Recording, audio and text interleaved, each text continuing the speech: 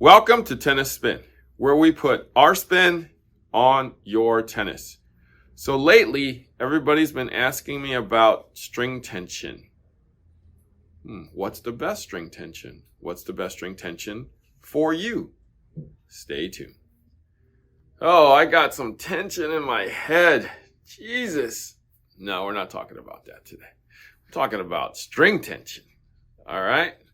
So every tennis racket has a recommended string range for the tension. Let me pull one for you. This Pro Staff, regular, all right?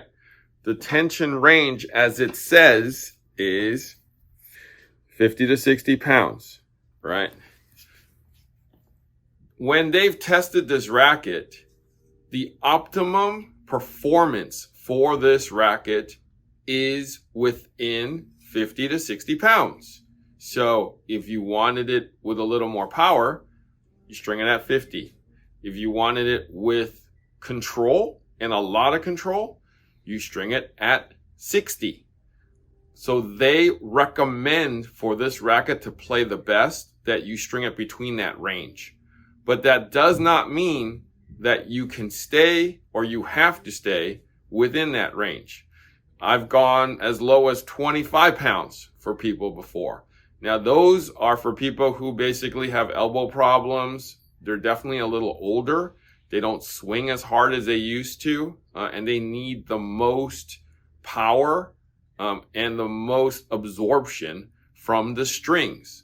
So just because it says 50 to 60 doesn't mean you need to stay there. So you have to figure out what is the best tension for you. Now, I tell people that your goal as a tennis player is to keep the ball in the court, right? With your swing. So how do we do that though? Well, we have to test out strings and we have to test out tensions and we have to test out rackets. So once you find the racket you like, most of us are going to go right down the middle with 55 pounds. If you do a synthetic gut, multifilament, if you do a polyester monofilament type of string, go down lower, start at 52. If you do a hybrid, probably want to try 53 or 54, right? Now with those tensions though, you have to see where the ball lands, right? So again, your goal is to find out what your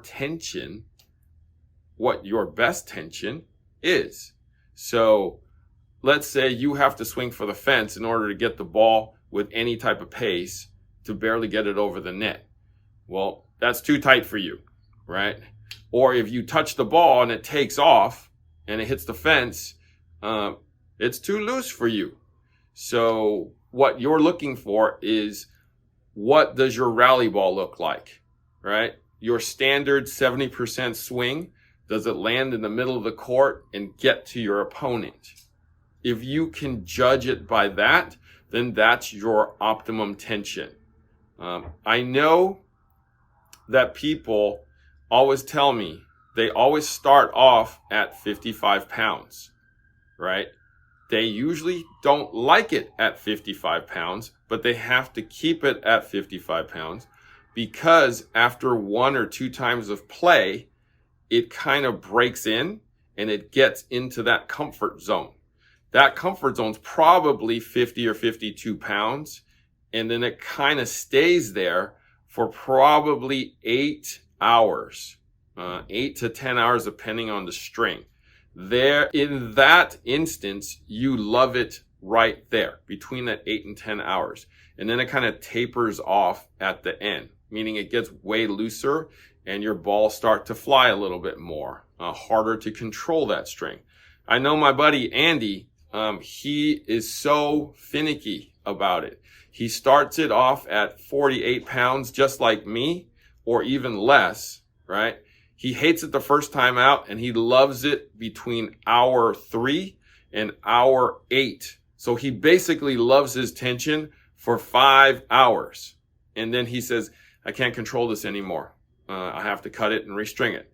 So he basically strings a racket at 48, hates it the first time out, loves it for the next 3 times out, right? And then basically says, I can't play with this anymore, and hands it back to me and says, restring it back at 48. So that does happen to a lot of people. You know, some very little people tell me that they love it right off the stringer because that's at its hardest point. Feels like a rock. It's nice and stiff, right? There's not a lot of elasticity from the strings. But when after you hit with it for the first time and break it in for an hour or two, it definitely softens up. It definitely gives you a more comfortable feel. And depending on the string that you use will depend on how long that lasts. So, you know, you have to figure out, you know, where you like it. I know a lot of people, when I ask them the same question is, when do you like your strings? Beginning, somewhere in the middle, or right at the end? I was surprised that people told me I like it right before it broke. A lot of people tell me that. So what does that tell me though? If you're stringing at 55, right before it breaks is probably at 45, right? So the ideal thing to do would be to string it at, let's say 48 or 50, so that it gets into your sweet spot or your favorite time with that racket sooner. But the downside of that is it will lose tension faster. So although you like it at the end and it might be at 45, it might just blow through that 45 and get to 40 faster, in which you would lose control. So you kind of have to gauge it for yourself if you're that, you know, particular and sensitive about the tension. So we have to actually really, you have to monitor that, okay? If you're that sensitive. So one quick note, if you're one of those people who don't string very often, a la 6 months to 1 year, right? And those strings have been in there for that long, your strings are, if you started it off at like 55, you're probably at 40 to 45 when you bring it to me or when it breaks, right? For those people, either you're not that sensitive to it or that's just what you do. Just note though that 40 is going to get reset back to 55. You know, so you basically go like a 10 to 15 pound swing back up tight. But if you don't play that often, and you probably don't notice it that much. But, you know, especially if you don't string that often. But for those people who are string breakers, right, you guys know what I'm talking about. Your tension loss is probably within like a 5 or 10 pound max tension lost. So you're much more sensitive to, you know, tensions changing, conditions changing, right? The way that string feels, you are very, very sensitive to that. So just note that the more you string, the more sensitive you will be to what I'm talking about, tension loss. So we know that rackets have a recommended tension, but strings now have a recommended tension. Like this Luxilon Smart, right? 40 to 48 is the recommended tension, right? 44 plus or minus 4. 40 to 48 is the recommended tension for this string to perform the best in your Wilson clashes, right? So that's what they recommend this for. It bends the same way. It reacts the same way as a Wilson clash. So would I recommend stringing this thing past 48 or 50? I haven't done so, but I'm sure it's doable, but it will not perform as well as they've tested, okay? It's all about them testing the strings or the rackets and saying, well, it plays well in this range. For all you guys coming back to the game and walking in here and saying, hey, I want 70 pounds, okay, I get it. You know, back in the day, we hit with a continental grip, right? And we swung, you know, pretty flat. Today we don't do that anymore, or we rarely do that anymore. Maybe you do that, but who asked me to string at 70 pounds. But I definitely don't recommend that anymore, because it's going to hurt something like your arm. So, and you're not getting the best performance that you can from your racket. So 70-pound days are pretty much done.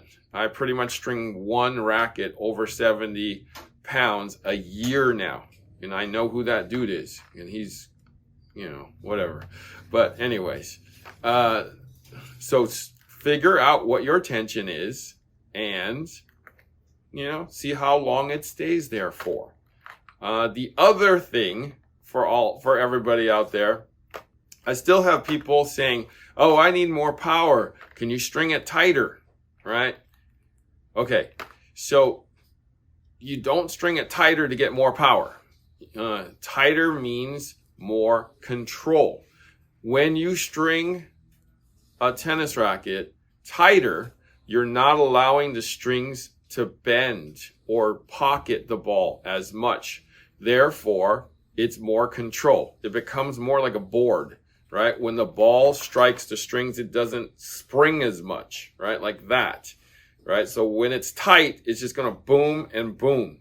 When you string it looser, right, it pockets the ball and shoots it out, right? I know a lot of people say it's like a trampoline. If you pull a trampoline super tight, you're not going to be able to catapult yourself as high, right? Whereas if you loosen the trampoline, you'll be jumping higher, right? So I know we've all used that analogy, forever. So looser, more power. Tighter, more control. For those of you who haven't used a whole lot of polyester strings or haven't tried polyester strings before, we always recommend stringing it about 10% looser because that is a stiffer string. I think that's where kind of the revolution came as to start dropping the string tension. When that revolution started coming on, the polyester started gaining, right? So I think they kind of go hand in hand.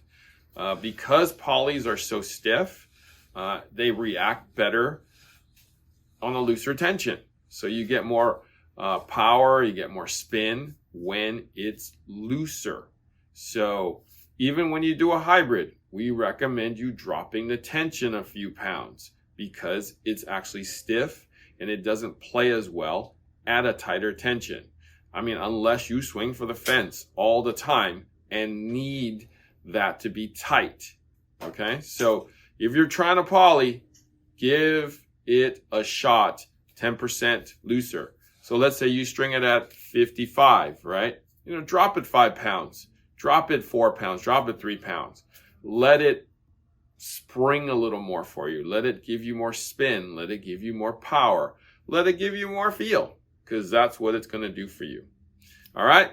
Let me know in the comments what you use. Let me know what's your great combination or what your great string is. And let me know what your window of perfection is in your string time. Is it right at the end? Is it the 1 hour in the beginning? Is it somewhere in the middle? Let me know. Thank you for watching Tennis Spin, where we put our spin on your tennis.